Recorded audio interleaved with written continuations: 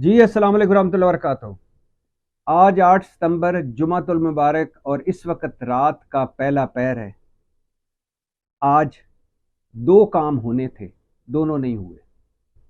पहला तवक्को की जा रही थी कि चीफ जस्टिस उमर अता बंदयाल जो 16 सितंबर तक रात 12 बजे 16 सितंबर की रात 12 बजे तक के चीफ जस्टिस हैं, वो हो सकता है, तवक्को की जा रही थी कि आज वो नैब तरमीम के हवाले से फैसला दे देंगे, लेकिन फैसला नहीं आया। बकौल चीफ जस्टिस उमर अता बंदयाल साहब के वो स्वीट और शार्ट फैसला नैब तरमीम के हवाले से देंगे। वो स्वीट यानी मीठा मीठा और मुख्तसर शार्ट फैसला नहीं आया। अगले 2-3 दिनों में ये फैसला आ जाएगा, लेकिन आज तवक्को की जा रही थी कि शायद आज आ जाए। और तवक्को ये भी की जा रही थी कि नैब तरमीम जो बनारसी ठग पीडीएम हुकूमत ने खुद को एनआरओ दिया, खुद ही वो कालअदम करार दे दी जाएंगी। तवक्को यही की जा रही है। दूसरा जो आज तवक्को की जा रही थी वो थी सदर मुमलकत आरिफ अलवी।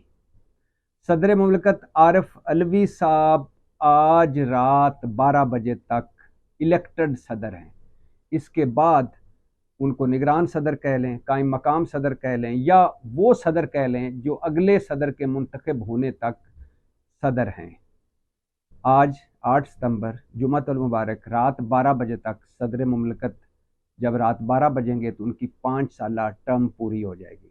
तवक्को की जा रही थी कि सदर मुमलकत आज कौमी असम्बली के इलेक्शन या इलेक्शन के हवाले से तारीख दे देंगे, जो नवंबर की तारीख यानी 90 दिन के अंदर इंतखाबात की तारीख।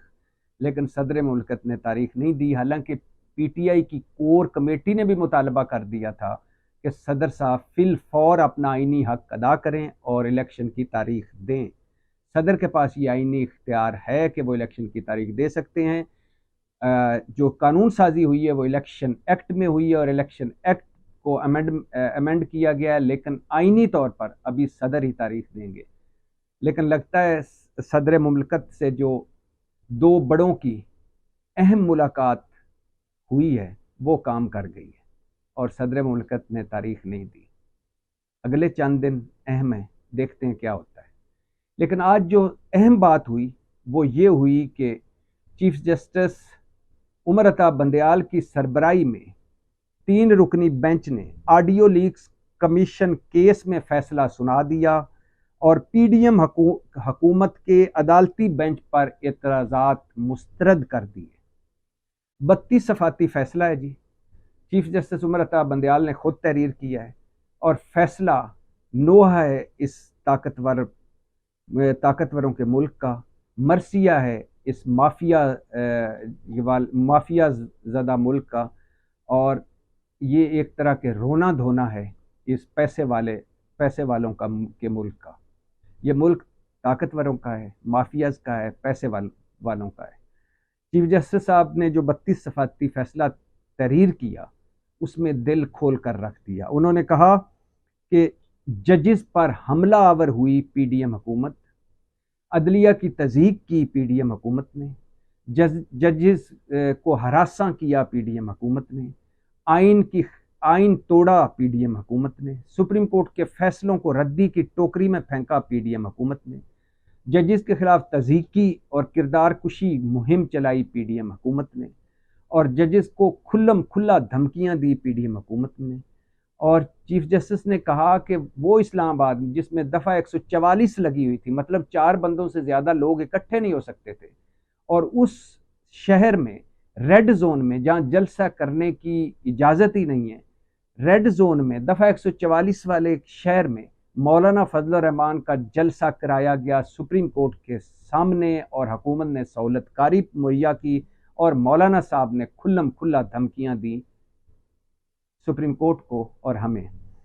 और ये भी कहा गया इस फैसले में, 32 सफाती फैसले में, कि पीडीएम हुकूमत मफादात का टकराव वाली हुकूमत थी, पीडीएम हुकूमत वो तासब पर मबनी हुकूमत थी, पीडीएम हुकूमत अदलिया को तकसीम करने वाली हुकूमत थी।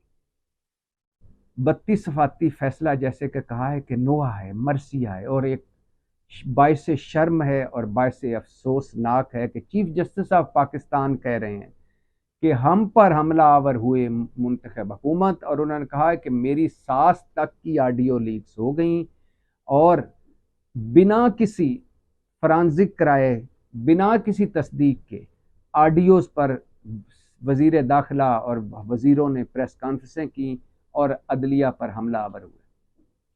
इसमें कोई शक नहीं कि ये 32 सफ़ाती फ़ैसला तो आज आया है, लेकिन मैं पहले दिन से कह रहा हूँ कि पीडीएम हुकूमत ने आकर सबसे पहला काम क्या किया?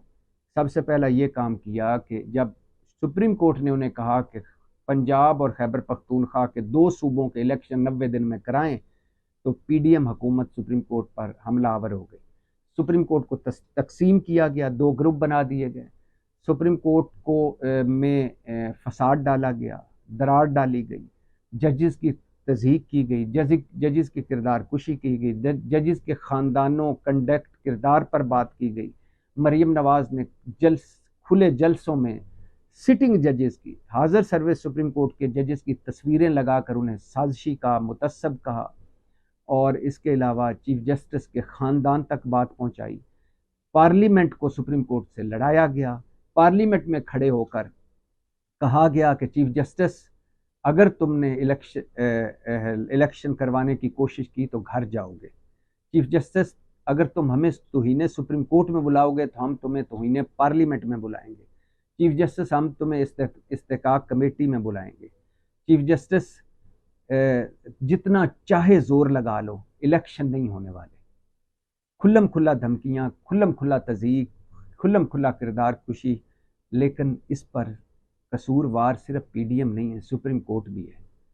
कि सुप्रीम कोर्ट, इज्जत कोई मांगे से नहीं मिलती, इज्जत कोई फैसलों में तहरीर करने से नहीं मिलती, इज्जत कमानी पड़ती है। तो चीफ जस्टिस और सुप्रीम कोर्ट अगर उस वक्त खड़े हो जाते और जिन्होंने तज़हीक की उनको तौहीने अदालत में बुला लेते तो नौबत आज ना होती।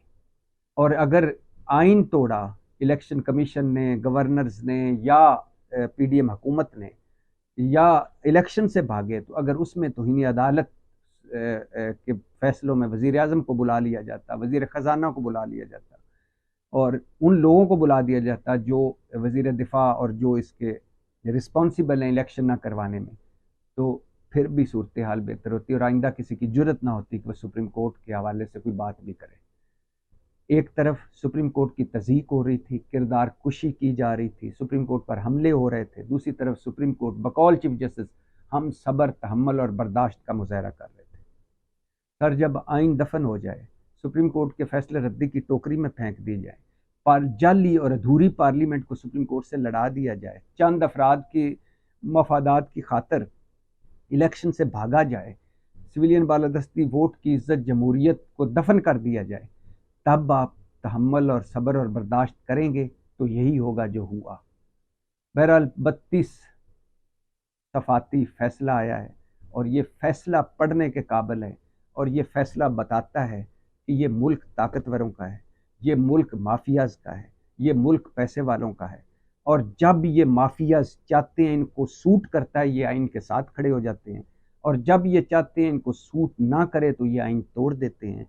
जब चाहते हैं ये आइन के मुहाफ़िज़ बन जाते हैं, जब चाहते हैं ये आइन को दफन कर जाते हैं, और जब चाहते हैं ये पार्लियामेंट की बालादस्ती के गुण गाने लगते हैं, जब चाहते हैं पार्लियामेंट की बेइज्जती कर देते हैं, जब चाहते हैं ये जमहूरियत के चोगे पहन लेते हैं, और जब चाहते हैं जमहूरियत को तमाशा बना देते हैं। यही हो रहा है, यही 75 साल से होता आया है। पाकिस्तान जिंदाबाद।